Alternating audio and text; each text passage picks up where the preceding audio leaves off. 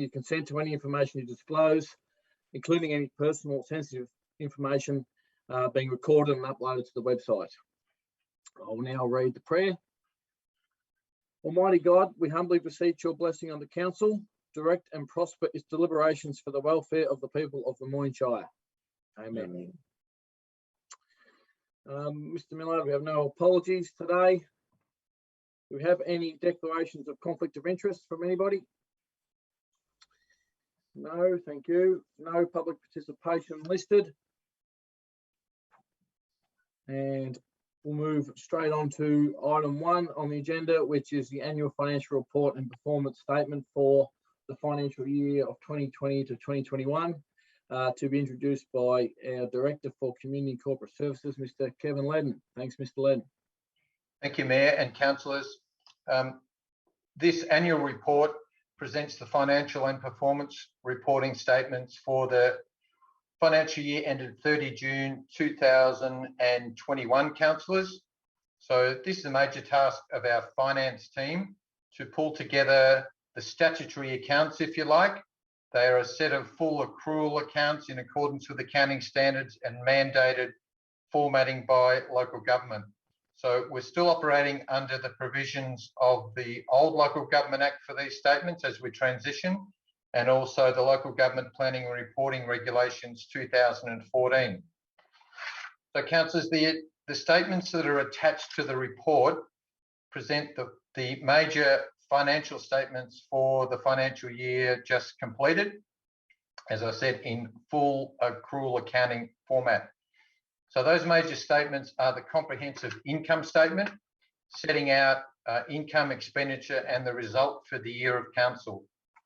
I would just point out, councillors, that whilst the surplus deficit for the year towards the bottom of that page sets out a surplus of 6.195 million, it should be made clear that that is an accounting result, and it is impacted by a number of non-cash adjustments, including profit and loss on sale of assets. And it's also impacted by grants, particularly that are received pretty much in June of the financial year, that are really for the following year's work. So that contributes to that higher than normal accounting result. Council, as you know, does budget for pretty much a break-even cash position each year in its budget process. So our finance manager will be coming to council with probably that more important result quite soon. But I do want to point out that there are a number of accounting non-cash entries that impact on the comprehensive income statement. It's certainly not 6 million cash, and we are closer to a break-even result when we look at actual results compared to the budget and the rates that council set. The second major statement is the balance sheet, which most people are familiar with. It sets out a really strong position for our council, we've had for some time. If you look at the assets of council, at 33.1 million in current assets, and the largest number, almost $600 million worth of community assets under the stewardship of council. And that comes with obligations. The depreciation on that is expensed back through the income statement is almost $14 million a year. So it's probably the most important number, I think, in all of the financial statements, remembering that council has a lot of assets. They are depreciating at around $14 million a year. So therefore, the renewal of those assets through the budget process is most important about the council maintaining service levels and maintaining viability, financial viability. And the council has achieved 100% rate in recent years of asset renewal. And then liabilities of council are set out below that. So quite a strong balance sheet. As we know, council did have nil debt, $3 million drawn down in June for Caravan Park improvement. So all of our financial ratios are quite strong, but underlying surplus, which Mr. Ralston will bring back next week, and the asset renewal ratio are probably the two key ones that council needs to keep in review as part of the 5 indicators that the Victorian Auditor General assesses as part of determining a council's financial sustainability. In recent years, council has achieved a low risk, or the highest, if you like, status for its financial performance and sustainability, by the way, and they will come into that report. The other major statements are the statement of cash flows, so how cash moved in and out across the year, and the statement of capital works. And as we've mentioned before, for our council, a $22.2 million spend was a pretty significant investment for the year, and was certainly assisted and complemented by other levels of government grants. And council are aware of significant funds it's received from the Local Roads and Community Infrastructure Program, the third round of that announced just prior to the end of the financial year. The remainder of the statements are notes, explanatory notes and statutory disclosures in the financial statements. And the second statement is the performance statement. So councils are now aware of the local government performance reporting framework.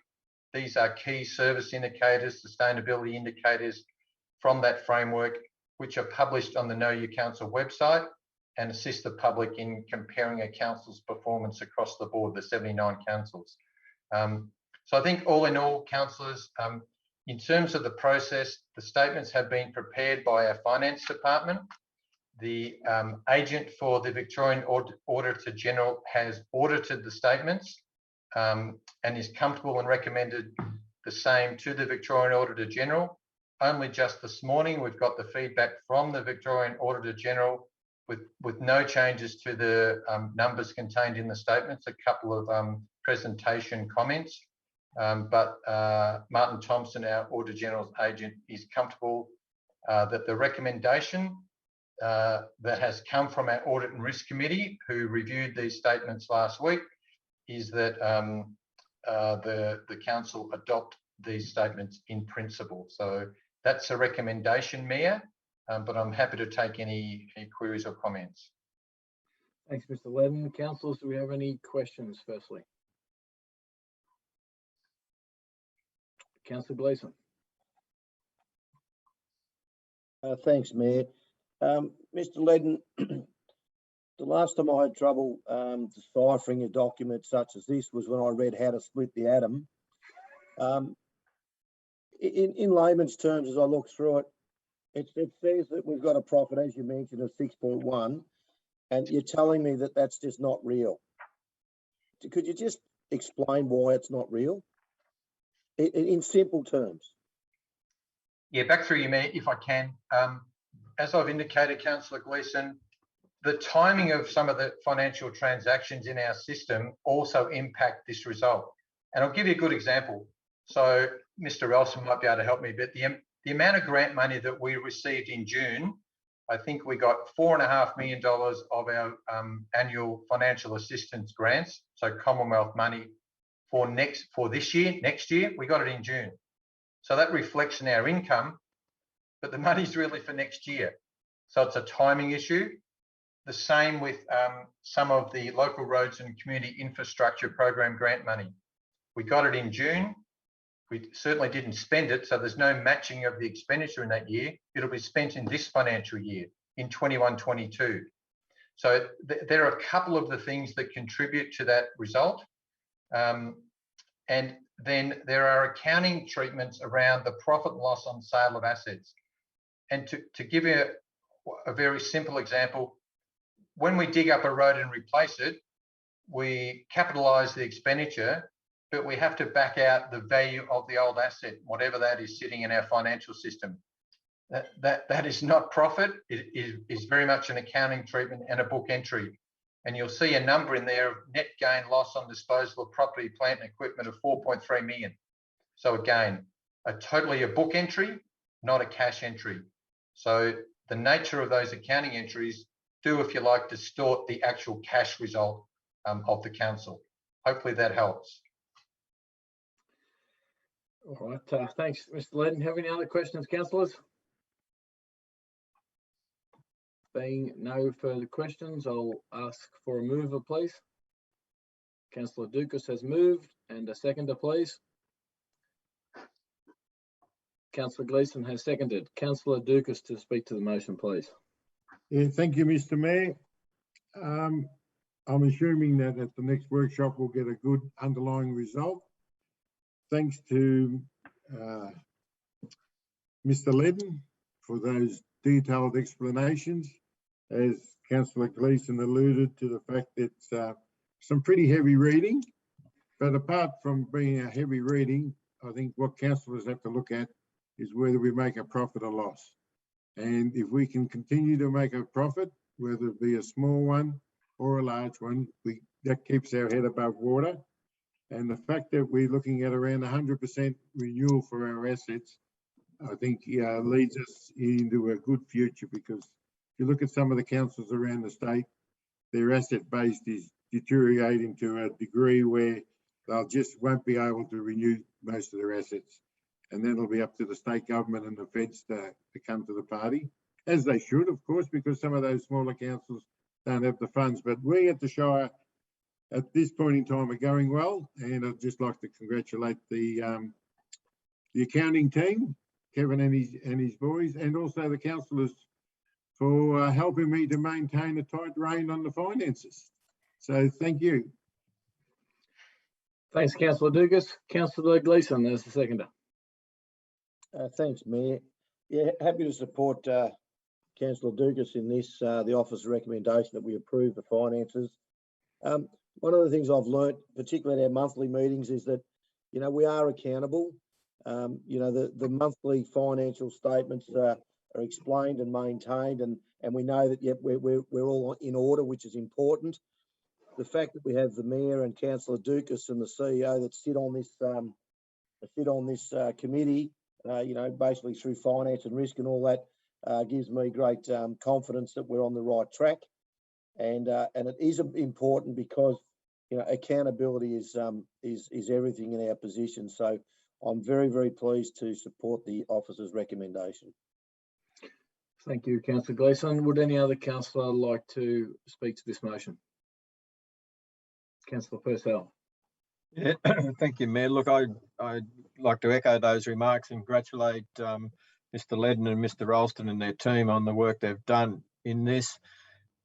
I think the community need to be confident that we do have a very strong team working on it. But in addition to that, it's been to our audit committee, which is, I think, one of the better audit committees. It's certainly a strong audit committee. And we've also had the external auditor look at, you know, been through these accounts. But I think it's worthwhile that if there are any member of the community out there who have any questions, certainly feel free to bring them forward to, you know, to our CEO or the committee or any of the councillors, and we'll certainly answer them, because, you know, we're proud of what the team do and what our position is in regard to a council. So if there are anyone with any questions in them, please bring them forward and we'll get some answers for them. Thanks, Councillor Purcell. Any other councillor would like to speak to this motion? All right, Councillor Dugas as the mover. Thank you, Mr. Mayor. No need to respond to that. Okay, councillors, voting on the annual financial report and performance statement for 2020 and 2021. All those in favour? The motion is carried 7-0. All right, thank you, councillors. Thank you, Mr. Ledden and Mr. Ralston, for joining us and giving us the report today, an important part of our annual reporting to the state government. That concludes this special council meeting.